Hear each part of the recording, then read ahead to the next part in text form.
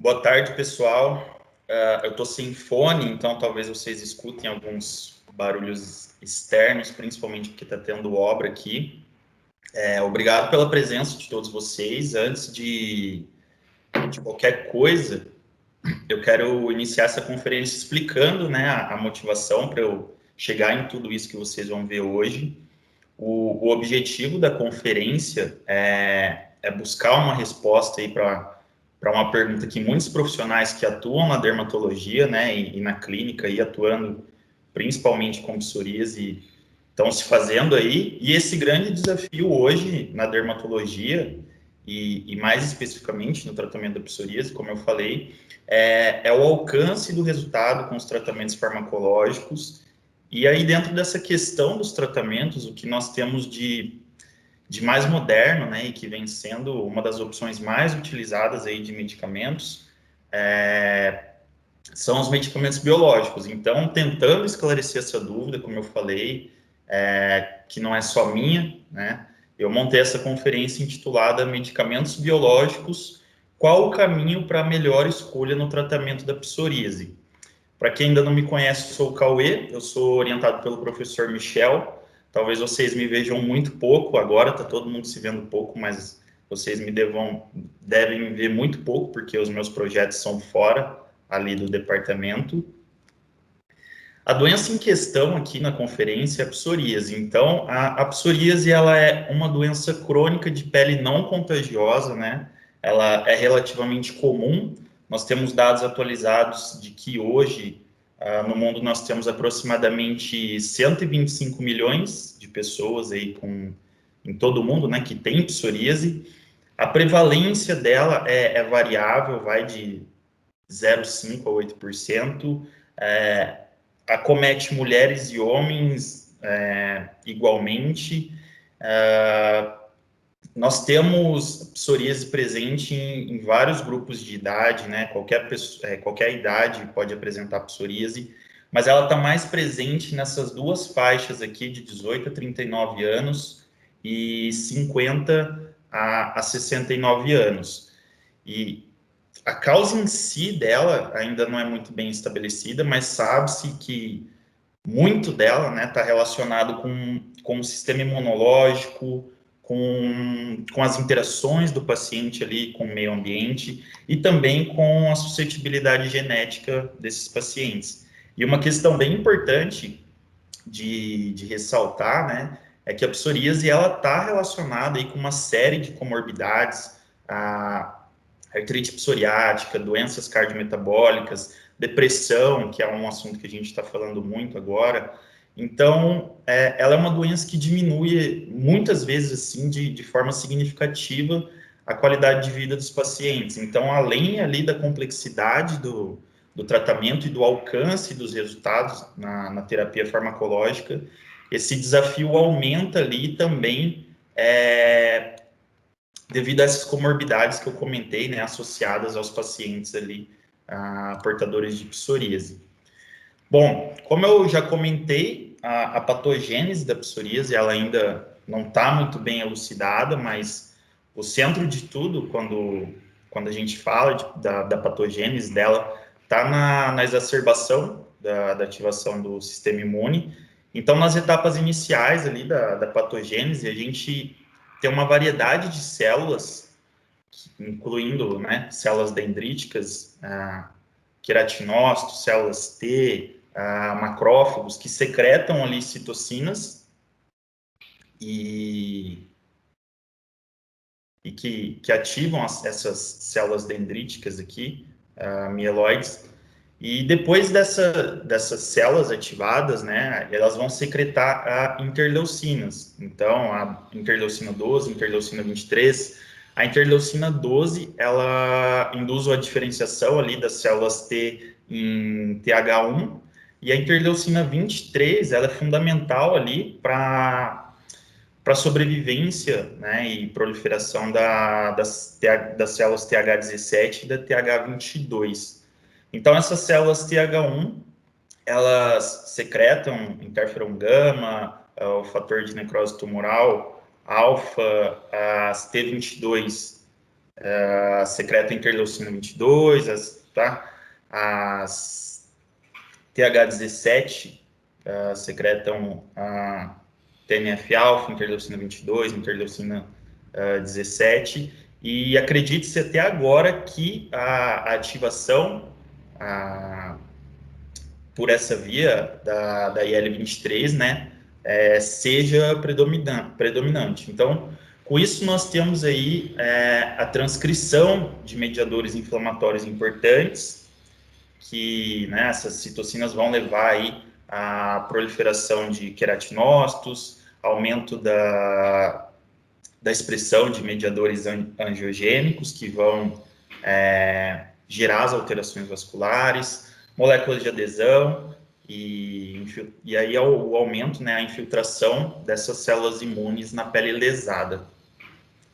As características clínicas da psoríase, elas dependem da variante especificamente. Nós temos a psoríase em placa, agutata, eritrodérmica e a pustulosa. Eu não vou entrar muito em detalhes com relação a isso, porque o foco do seminário vai ser o tratamento e é um pouquinho extenso o que eu trouxe para falar para vocês. Mas como características comuns aí dessas diferentes variantes, nós temos, né, o eritema, que é decorrente ali da vasodilatação, que eu comentei quando eu falei da patogênese agorinha, o espessamento da pele, né, pela proliferação ali dos queratinócitos, a descamação, como a gente pode ver na figura, então fica bem clássico para a gente. E algo importante que eu esqueci de frisar é que essas lesões, elas podem aparecer simultaneamente em diversas regiões do corpo. Então, aqui na figura, nós temos o mesmo paciente nas figuras A, B e C. E na figura D, nós temos a psoríase envolvendo as unhas com a ocorrência de artrite psoriásica, que acomete ali 20% a 30% dos pacientes que têm psoríase. E que também aí, né, na prática, é um problemão o tratamento, porque a gente ainda não tem exames laboratoriais específicos, né, para o diagnóstico da artrite psoriática, e ela contribui também ali na piora do quadro geral de saúde do paciente. Voltando à psoríase, né, a psoríase em placas aí, que é a mais comum, como eu falei, ela é bem característica, ela se apresenta aí com manchas, placas, né, essas escamas bem demarcadas, como eu já comentei também, e normalmente elas são simétricas, então as áreas mais comuns que são afetadas aí, couro cabeludo, tronco, a prega glútea, superfícies extensoras, são os cotovelos, os joelhos. E como tratamento, nós temos aí diversas terapias, né? Nós temos a terapia tópica, com emolientes, corticoides, análogos da vitamina D, né? O calcipotriol, calcitriol, os inibidores da calcineurina, entre aí tacrolimo, pimecrolimo, antralina, e o grande problema a grande barreira aí, né, quando a gente fala da terapia tópica é a adesão do paciente ao tratamento proposto, e acho que o motivo é um pouco óbvio, né, se a lesão ali já incomoda o paciente, traz um desconforto gigante, né, imagina essa lesão com a aplicação do tratamento tópico e durante o dia todo ali o paciente, a dificuldade para vestir as roupas e tudo mais. Então, é complicado o paciente seguir, principalmente se não houver um acompanhamento bem de perto, e é esse ponto que está sendo a dificuldade agora na pandemia. Nós temos também como opção aí de terapia, né, a terapia com luz UV, que atua ali, né, por efeitos antiproliferativos e anti-inflamatórios. É uma escolha já conhecida há algum tempo. Eu tenho visto que alguns dermatologistas, eles têm deixado ela um pouquinho de lado pela exposição do paciente à radiação ali, mesmo que essa terapia, né, ela foi considerada segura, mas a gente sabe dos potenciais efeitos ali dessa exposição, e também porque cada vez mais nós temos disponível tratamentos mais modernos, né, que evitam ali que o paciente tenha que ir várias vezes a um local, por exemplo, aqui 3 vezes na semana, ou no caso da terapia tópica, que o paciente tenha que passar o seu dia em função do uso do medicamento. Nós temos também a terapia sistêmica, com uma variedade aí de medicamentos, né, utilizados no tratamento, que são consideradas, né, é uma escolha ali considerada quando o nosso paciente com psoríase, ele tem mais de 5% ali da área do corpo afetada, ou quando, né, essa porcentagem de área afetada é menor, mas a condição do nosso paciente ainda é debilitante, então ela pode ser uma opção. Então, dentro dessa opção dos tratamentos, nós temos os imunossupressores, né, ou imunomoduladores, entre aí metotrexato, ciclosporina, o apremilast, os agentes biológicos, e nos retinóides sistêmicos, né, temos a secretina, que melhora ali a psoríase pela atuação na proliferação também, atua também ali na imunomodulação.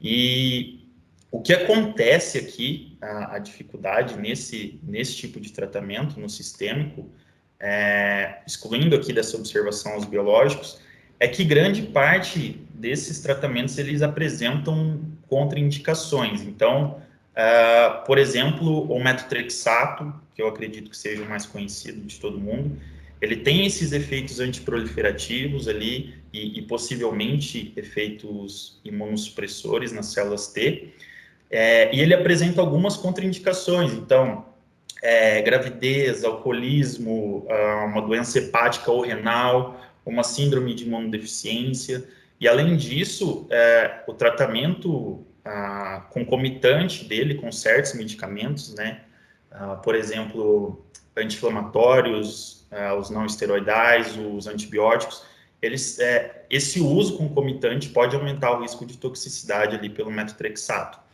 Então, apesar do metotrexato ele ser usado há bastante tempo aí, a gente já consegue ver o quão complicado é esse tratamento, né? Porque envolve muitas outras comorbidades que trazem aí junto, né? Vários outros medicamentos utilizados pelos pacientes. A ciclosporina também, um outro exemplo que eu trouxe, ela tem se mostrado bem eficaz aí em pacientes com psoríase, e ela tem como contraindicação um tratamento prévio, por exemplo, de PUVA, que é a radiação, né, UVA associada ao psoraleno, uma função renal anormal, e pacientes hipertensos que não estão com a pressão arterial controlada.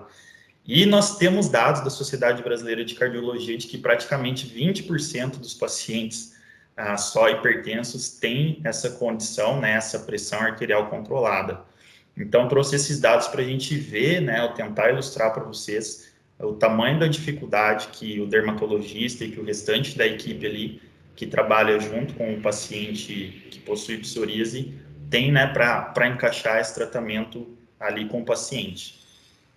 Enfim, vamos chegar onde eu queria, nos agentes biológicos. Então, a grande questão, como eu falei, que me incentivou a buscar dados, né, e trazer tudo isso para vocês nesse seminário, como prever, né, qual o melhor biológico para cada paciente. Os agentes biológicos, a gente sabe que eles têm sido considerados como uma grande opção aí nos casos de tratamento, não só de psoríase, mas especificamente da psoríase, principalmente moderada e grave, né? E até onde a gente sabe e o que os dados têm mostrado aí para gente, eles têm uma excelente eficácia, né, a curto e a longo prazo, os pacientes toleram ele muito bem, então está sendo um uso bem favorável. Voltando naquela figura maravilhosa, que já vai me ajudar a ilustrar as opções que a gente tem disponível hoje, nós temos os inibidores, né, do TNF-alfa ou anti-TNF-alfa, utilizados para psoríase, que incluem aí o etanercept, o infliximab, o adalimumab, o certolizumab. Como representantes dos anti-L17, né, anti-interleucina 17, usados aqui no tratamento para psoríase, nós temos o secukinumab, o ixecizumab, o brodalumab, o bimekizumab, e o bimekizumab aqui talvez seja o mais novo deles, que está sendo comentado aí depois que os estudos de fase 3 deles saíram.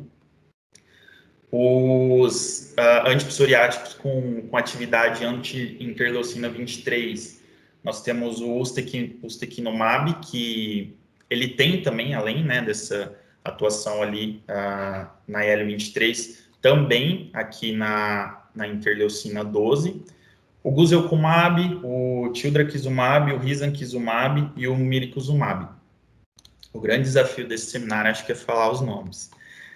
E o tratamento em si, pessoal, ele é selecionado aí com base na gravidade da doença, né, nas comorbidades que o paciente apresenta, que são relevantes ali para ser considerado, na preferência do paciente. Então, isso inclui muito, inclusive, inclui a questão do custo, né, tanto para o paciente quanto para o sistema de saúde, eficácia, né, a avaliação da resposta ali de cada paciente.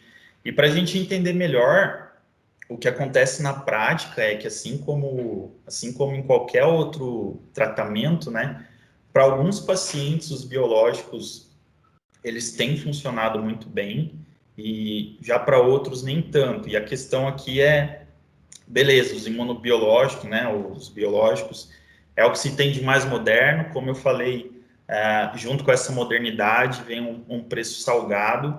Então, esse tratamento é caro, é oneroso. Então, quando a gente fala desse caro, a gente pode considerar, né, esse caro impactando no bolso do paciente, na gestão ali de um plano de saúde, no sistema público.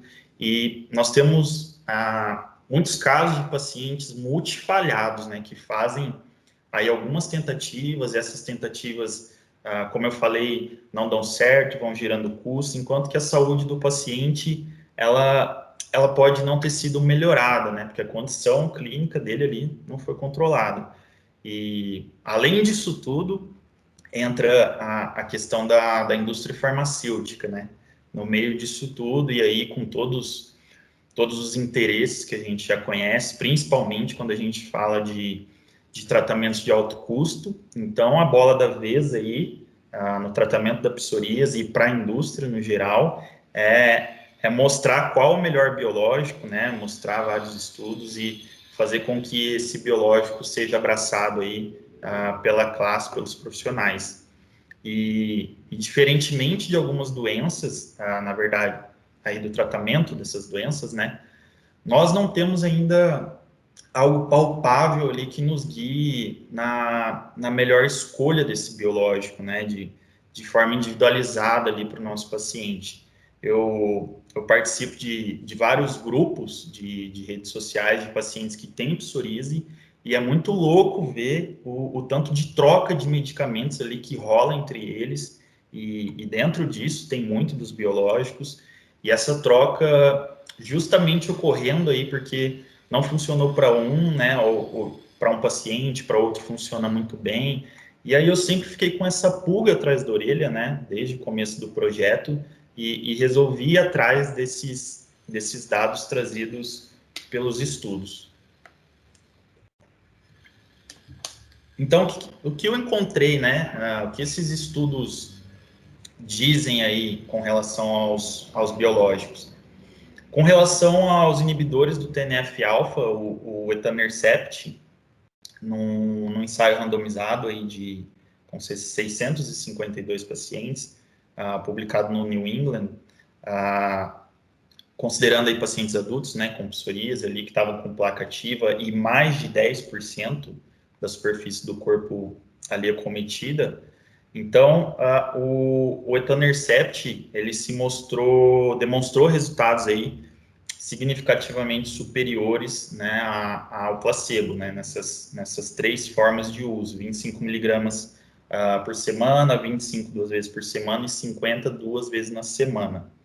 Então, ali, após 12 semanas de tratamento com o etanercept, né, pelo menos 75%, né, o PASI 75 é o que a gente usa em alguns estudos para determinar, para avaliar a melhora desse paciente. Então, houve uma melhora ali desses pacientes, né, alcançaram ali esse PASI 75 dentro de 12 semanas. Em outro ensaio randomizado ali, de 12 semanas, publicado no The Lancet, encontrou benefícios semelhantes aí com o etanercept subcutâneo, aqui usando 50 miligramas 2 vezes na semana, que é o tratamento padrão.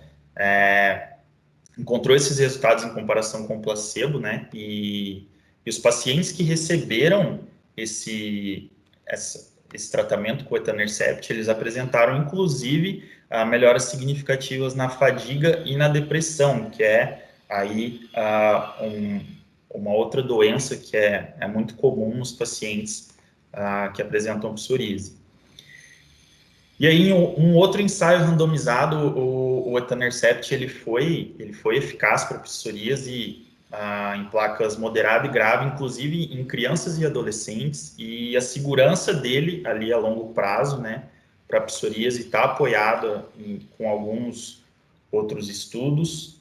Eu esqueci de colocar aqui no slide, mas a gente tem relatos de formação de anticorpos anti-etanercept, se não me engano, isso pode acontecer ali em aproximadamente 20% dos pacientes, porém, essa formação aí dos anticorpos anti-etanercept, segundo os estudos dizem, parecem não reduzir, né, a eficácia do tratamento com ele.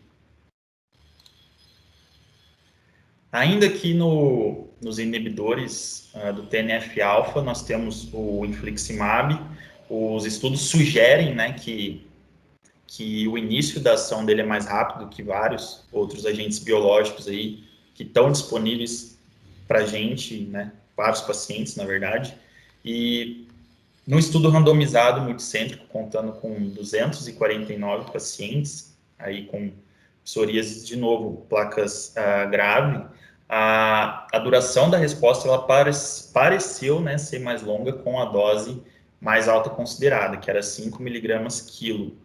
Então, os pacientes tratados ali com infliximab, isso é uma informação, acho que bem importante de ressaltar, eles tiveram eventos adversos graves, né? Então, 4 desses eventos relatados no estudo, eles foram considerados, né, ligados aí diretamente ao uso do infliximab.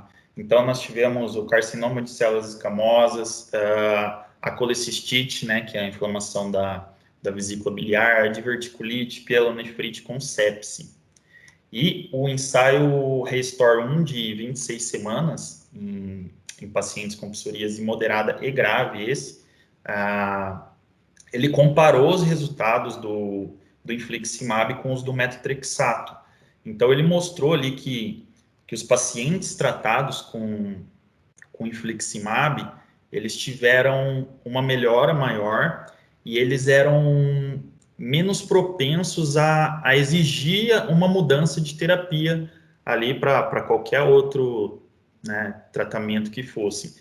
E além disso, os pacientes ali que fizeram essa transição do metotrexato para o infliximab, eles demonstraram um alcance ali daquele PASI 75, que eu falei que é a melhora de 75%, em 73% dos casos. E quando isso ocorreu ao contrário, né, quando foi feita a transição do infliximab para o metotrexato, só 11% dos pacientes alcançaram essa melhora de 75%. O adalimumab, que é ainda um anti-TNF-alfa, ele demonstrou eficácia ali num estudo randomizado, contando com 147 pacientes, e ele comparou, né, a dosagem de 40 miligramas semana e 40 miligramas a cada 2 semanas ali por...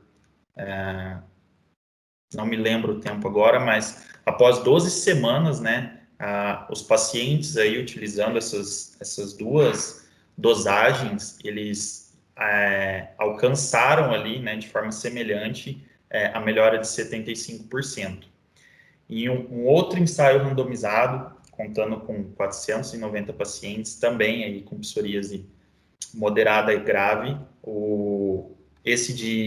após 32 semanas, né, os pacientes alcançaram essa melhora de 75%, e algo legal que foi evidenciado aqui nesse estudo é que a continuação aí com o tratamento do adalimumab, ele resultou, né, numa porcentagem maior de pacientes mantendo essa resposta com o uso. Então, pode nos dizer, né, que esse uso contínuo aí não tem uma eficácia diminuída, por exemplo.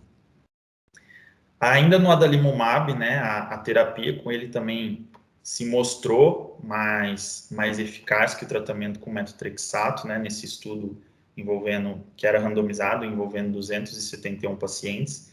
E a formação de anticorpos que a gente tem, né, dos anti-TNF-alfa, contra o adalimumab, mais especificamente, ela foi relatada nos estudos com uma ocorrência de 6 até 50% desses pacientes.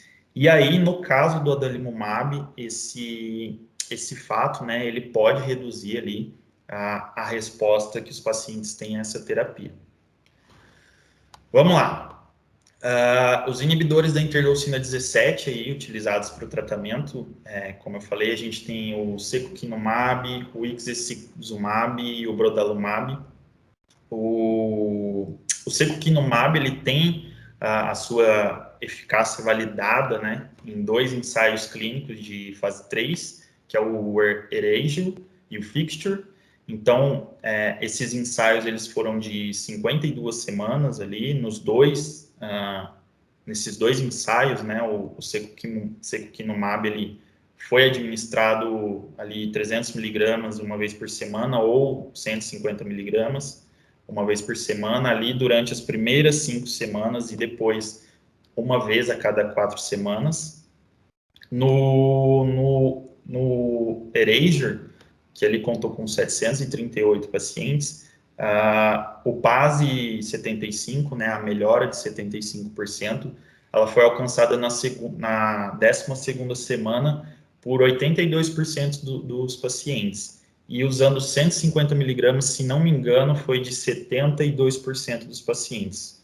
Esqueci de colocar nos slides também. No Fixture, né, que contou com N de 1.300 pacientes, incorporou essas doses semelhantes também. O secukinumab, ele foi superior aí, tanto ao placebo quanto ao etanercept, ali após 12 semanas também, o PASI 75 foi alcançado por 77% dos pacientes que usavam os 300 miligramas, 67% pelos pacientes que usavam os 150 miligramas, enquanto que, no caso do grupo que usava etanercept, esse PASI 75 foi alcançado só por 44%, e no placebo, somente 5%. Outro estudo, né, o CLEAR, é um estudo prospectivo, ele demonstrou que o secukinumab ele tem uma maior eficácia para placas moderadas a graves, né, do que o ustekinumab, com um grau aí de segurança semelhante. Então, além disso, o secukinumab ele melhorou, né, a psoríase aí dos pacientes mais rapidamente, né, porém, ele a longo prazo ele teve sua eficácia diminuída e não comentaram o porquê, né, mas a gente sempre liga essa questão àquele ponto dos anticorpos né, aqui no caso o secukinumab. E o risankizumab, né, que é um anti-L3, como eu mostrei da conferência ali, teve, né, também nesse estudo, foi comparado ali, e teve resultados inferiores em comparação com o secukinumab. Ainda da IL-17, o ixekizumab, ele já teve sua eficácia confirmada em alguns ensaios de fase 3, e um estudo randomizado ele sugeriu que ele pode induzir uma melhora mais rápida aí, em comparação com o guselkumab. E o brodalumab, ele teve a eficácia comprovada nesses dois estudos, a Imagine 2 e 3. Então, dentro desses estudos aí também foi considerado o ustekinumab, e o que eu tirei de dados ali, não dá para a gente falar só das coisas boas, né? As infecções por cândida, elas foram maiores nos pacientes que estavam usando o brodalumab, né, do que em comparação aqui com o ustekinumab. E nós tivemos, né, além disso, 2 suicídios foram relatados aí em pacientes que receberam o brodalumab. Bom, os antipsoriáticos com atividade anti-L3, como eu já comentei lá no começo também, eles incluem o ustekinumab, o guselkumab, o tidraquizumab, o risankizumab e o ustekinumab, que é o que está destacado aqui para vocês. Ele tem como alvo a interleucina 12, lá que eu falei, né, e a interleucina 23. Ele teve sua eficácia também comprovada ali por ensaios de fase 3, e esses estudos demonstraram que essa eficácia, ela parece persistir ao longo do tempo, né, e ele manteve um alto nível ali de eficácia ao longo de 3 anos. Então, um outro estudo randomizado, né, que comparou o ustekinumab com o etanercept, relatou eficácia superior ali em relação ao etanercept para o tratamento da psoríase.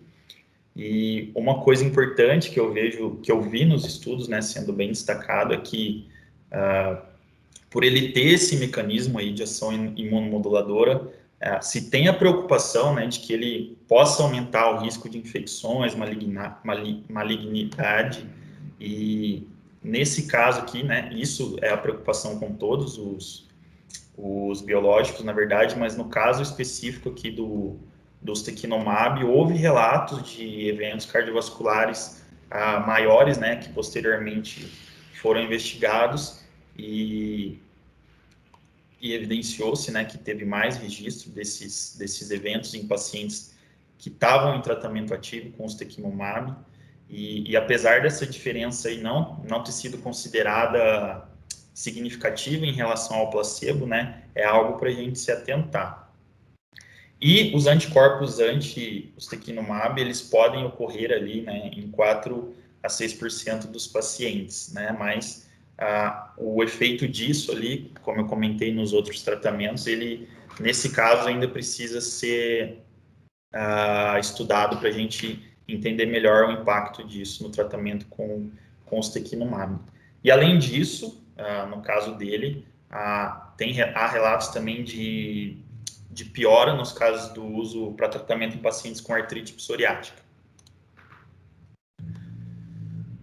Então, acredite-se que o mecanismo do guselkumab ali no tratamento da psoríase, ele envolva a sinalização da interleucina 23. Ele foi eficaz também ali em estudos randomizados, né, de fase 3, e ele parece ter eficácia para artrite psoriática, mais ainda, né, está sendo avaliada essa indicação. O guselkumab, ele mostrou maior eficácia ali ao longo do prazo, né, no estudo Eclipse de fase 3, e os efeitos adversos, que também vale destacar, mais comuns aí foram infecções do trato respiratório, infecções por TIN e por herpes, artralgia, diarreia e gastroenterite.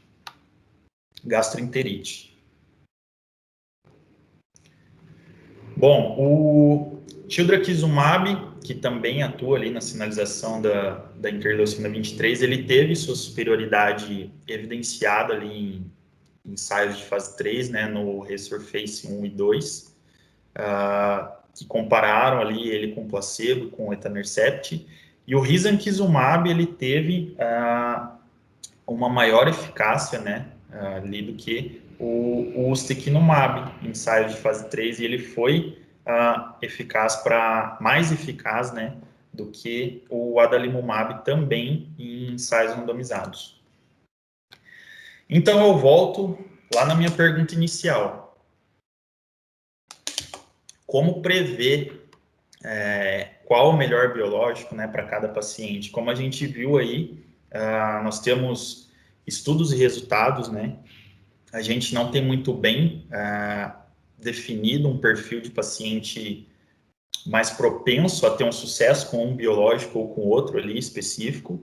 Nós temos, na verdade, ensaios de investigação da segurança, da tolerabilidade e da eficácia que já nos trazem, né, um mundo de informação, mas que ainda não resolve essa grande barreira, né, essa grande questão do direcionamento ali na escolha do tratamento, né, para determinados perfis de paciente, né, de forma realmente individualizada.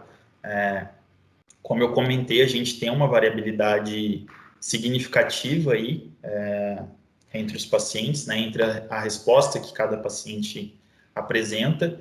E quando a gente fala de farmacologia e fala de individualização da terapia, né, assim como já está acontecendo em diversos outros tratamentos de diversas outras doenças, a gente tem o uso da genética para trazer respostas, né, sobre isso e encurtar o caminho ali, né, para fazer a melhor escolha, né, de alcançar melhores resultados positivos em saúde. E isso aí contribui, né, não só com a saúde, com o bem-estar do paciente, mas também com um ponto que eu comentei anteriormente, que é o menor gasto em saúde, né, tanto aí por parte do paciente, quanto do sistema público e tudo mais. Então, a farmacogenética, ela é, né, o estudo das variações aí nas sequências de DNA relacionadas à resposta ao medicamento. Nós já temos aí um pontapé inicial de estudos envolvendo os biológicos, né, que podem trazer essa resposta, a resposta para essa pergunta logo mais. Basicamente, o que a gente tem até agora envolve os anti-TNF-alfa, né, o anti-interleucina 12/23, que eu estou falando mais especificamente do ustekinumab, e nos anti-L17, o destaque dos estudos está para o secukinumab e para o ixekizumab. Sobre os anti-TNF-alfa, né, etanercept, infliximab, e adalimumab, certolizumab, eles são bem tolerados e eficazes, mas até 50%, ele está sendo muito utilizado, mas até 50% dos pacientes não apresentam uma melhora clínica suficiente com essas drogas. Nós vimos até as questões dos efeitos adversos, e até agora os estudos, né, de genética, eles não conseguiram identificar polimorfismos ali genéticos que são significativamente associados, né, a essa resposta biológica a esses medicamentos em específico na psoríase.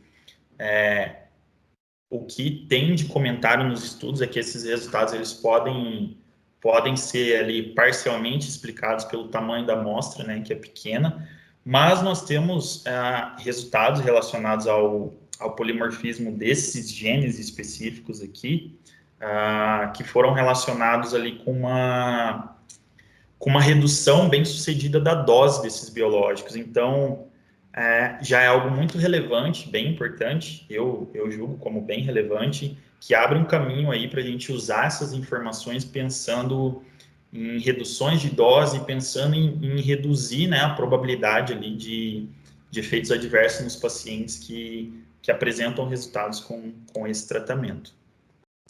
Dentro dos inibidores ali da via da IL-23, o destaque nos estudos disparado está no ustekinumab, que também atua ali na via da IL-12, né? E atualmente esse aqui é o biomarcador mais estudado, o HLA-C. Ele está relacionado aí com... Eles tentam relacionar, na verdade, né, essa resposta do ustekinumab, mostrando aí resultados que sustentam a sugestão de que a presença dele, né, predispõe uma resposta mais rápida, então é isso que está sendo investigado, mas os novos estudos dizem que ainda é necessário mais evidências, mais estudos de maior porte para que se confirme isso, porém, julgo como um começo bem bacana. O secukinumab e o ixekizumab, que são inibidores aí da via da IL-17, eles mostraram, né, nos estudos que alcançam uma resposta inicial bem rápida, que felizmente ele é mantida ao longo do tempo com um perfil de segurança muito bom, e a respeito deles existem poucos estudos, né, avaliando aí a farmacogenética dessas drogas anti-L17, e praticamente todos eles se concentram ali no secukinumab, né, e a influência desse biomarcador ali na eficácia e na segurança foi estudada, mas até então não foi mostrado, né, qualquer associação com a resposta desse medicamento ali com o resultado do tratamento, dentro daquelas 12 semanas que são avaliadas.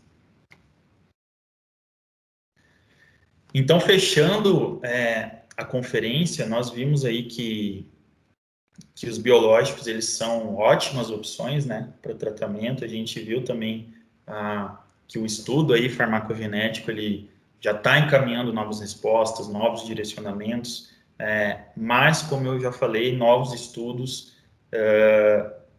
envolvendo cortes aí maiores, né, são necessários aí para confirmar esse resultado antes da implementação, né, desses biomarcadores ali na prática clínica. E esse é um dos pontos, né, que a gente quer chegar em um projeto nosso que já está em fase piloto, em parceria com o Ambulatório de Dermatologia da Santa Casa, e a gente vai estender agora com o pessoal da Mackenzie, para que a gente consiga novas respostas, né, novas relações e novos dados, né, para encontrar essa resposta. Então, a resposta para essa pergunta, pelo menos por enquanto, ela segue sendo a observação clínica de uso ali dos pacientes, né, o acompanhamento dos resultados cada vez mais próximo ao paciente, que está sendo bem complicado agora, nos últimos tempos, devido à pandemia, né? Também tem sido uma dificuldade para o nosso projeto, porque os ambulatórios ficam abrindo e fechando, os pacientes ficam na dúvida, né, sobre a segurança de receber o atendimento ou não, e também há aquela avaliação da necessidade ou não desse atendimento presencial. Acho que era isso que eu tinha para trazer hoje para vocês. Obrigado pela presença de todos aí. Eu espero que eu tenha trazido bastante informação relevante para vocês.